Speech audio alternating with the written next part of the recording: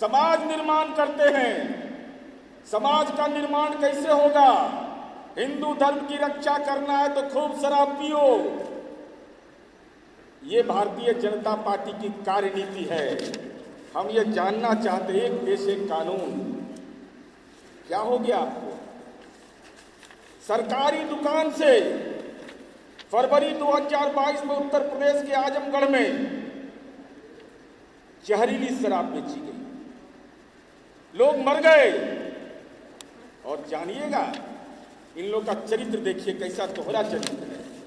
हमारे ऊपर सवाल उठाते हैं। अरे 1000 जन्म लेना होगा नीतीश कुमार की बराबरी करने के लिए बीजेपी के नेताओं को। हम ये जानकारी आपको देना चाहते हैं कि 2016 में जब अखिलेश यादव की सरकार थी तो उस समय ऐसी घटना हुई थी तो 5 लाख रुपए मुआवजे के तौर पर घोषणा किया गया था। हिंदू सम्राट गेरुआ वस्त्रधारी मुख्यमंत्री हैं, जब इनके यहां फरवरी 2019 में हुआ तो 2 लाख। लाज नहीं लगता बोलने में? लाज लगता है कि नहीं बोलने में? वो भी एडमिनिस्ट्रेटिव ऑर्डर से, कानून के तहत नहीं। तो हिंदू मारे गए थे। तुम कैसे हिंदू धर्म के अलमंदार हो कि गरीब हिंदू के परिवार के सामने जीवन की चुनौती आ जाए और भारतीय जनता पार्टी की हुकूमत खामोश, अदानी मोदी की सरकार चुप। गुजरात के अंदर में सांप सूंघ गया। चुनाव के समय भी आपने देखा होगा, इसका वीडियो जारी हुआ था कि वहां शराब बट रहा था। हम मीडिया के लोगों से भी अनुरोध करेंगे, तुलना जरूर करिएगा। हम तो 2016 में लागू किए, हमने 2016 से मुआवजा देने का प्रावधान किया। लेकिन जिन राज्यों के अंदर शराबबंदी लागू है, बिहार बीजेपी के नेता बगैर डर के बोले कि वहां कितने हिंदुओं को छोड़ दीजिए, दूसरे लोगों को। जो हिंदू मारे गए जहरीली शराब पीने के कारण, उन लोगों को मुआवजा मिला कि नहीं मिला? मुआवजा मिला तो कितना मिला?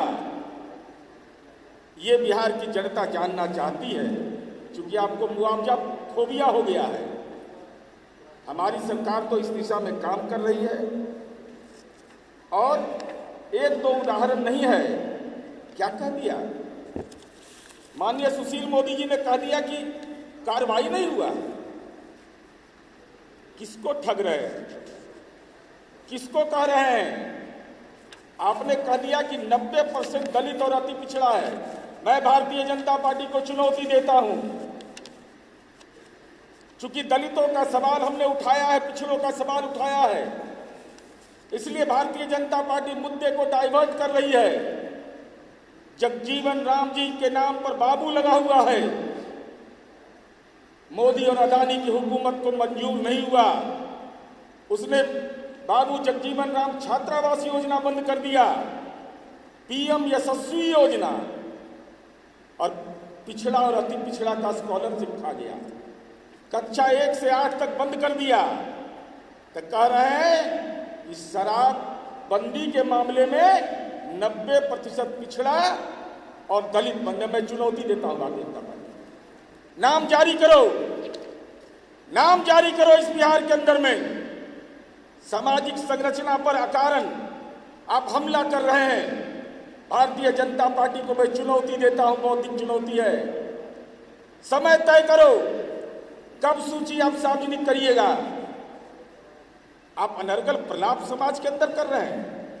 भारतीय जनता पार्टी यह भी बताए कि माननीय मुख्यमंत्री नीतीश कुमार जी ने जो शराब के कारोबार छोड़ने वाले लोग हैं, उनके लिए सतत जीविकोपार्जन योजना चलाया। बीजेपी शासित प्रदेश में जहां पर शराबबंदी लागू है, बताओ ऐसी कोई योजना चल रही हो? शराब पिला करके हिंदू धर्म के ठेकेदारी करना चाहते हैं? कौन सा धर्म ग्रंथ में लिखा हुआ है कि शराब पीने से भगवान खुश होते हैं? अगर नहीं तो एक देश एक कानून की बात करते हैं आप, और आप शराबबंदी जैसे महत्वपूर्ण अभियान में, कहते विफल है। हम तो सीधा कहना चाहते हैं आपको, हम तो सीधे तौर पर आपको कहना चाहते हैं, कहते हैं कि सजा नहीं हुआ। कुछ सत्ता में थे तो याद था नहीं आपको, क्योंकि उस समय तो जयकारा, और मैं इसकी जानकारी आपको दे रहा हूं, इसे रखिए आप लोग। भारतीय जनता पार्टी कितनी कमजोर राजनीतिक पार्टी है कि जब आदरणीय नरेंद्र मोदी और अमित शाह जी, जब महागठबंधन की सरकार में हमारा मतभेद हुआ, तो दोनों ने कहा कि हुजूर हम आप ही के साथ रहेंगे, और भारतीय जनता पार्टी का विधायक दल का नेता एक अन्य मार्ग में चुना गया था। राजद का नेता उसके पार्टी ऑफिस में चुना जाएगा, जदयू का नेता उसके नेता के यहाँ चुना जाएगा। ये भारतीय जनता पार्टी, ये गौरतलब है, मीडिया के लोग इसको ध्यान में रखिएगा। 23 महीना के बाद जब नतमस्तक हुए, शीर्षासन किए कि हुजूर हम आपके साथ रहेंगे, वहीं पर तारकिशोर प्रसाद और रेणु देवी को नेता चुना गया और माननीय सुशील मोदी जी ने इस्तीफा दिया था, और वहां धन्यवाद ज्ञापन में बोला माननीय सुशील मोदी जी ने कि नीतीश कुमार ने कोई पैदा लिया है न लेगा, नीतीश कुमार तुम संघर्ष करो, हम तुम्हारे साथ हैं। ये भारतीय जनता पार्टी का चरित्र रहा है। अपना विधायक दल का नेता भी नीतीश कुमार जी के दरबार में आकर के चुना गया, प्रवचन देते रहे।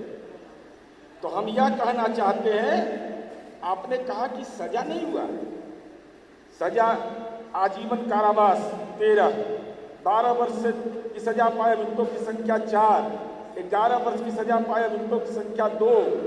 ये पूरा डिटेल चार्ट है। और हम भारतीय जनता पार्टी से जाना था सुशील मोदी जी, क्यों जुबान में ताला लग गया था, अलीगढ़ का ताला लगा लिए थे बीजेपी के नेता। जब बिहार के अंदर शराबबंदी लागू था तो 2021 में मुजफ्फरपुर, नवादा, चंपारण, वैशाली, गोपालगंज, समस्तीपुर, 22 में नालंदा, मधेपुरा, भागलपुर जगह छिटपुट घटनाएं हुई, तो उस समय क्यों नहीं बोल रहे थे मुआवजा की बात? उत्पाद अधिनियम नहीं पड़ा था उस समय, बिहार उत्पाद अधिनियम की जानकारी आपको नहीं थी, उसके तयशुदा मानक की जानकारी आपको नहीं थी।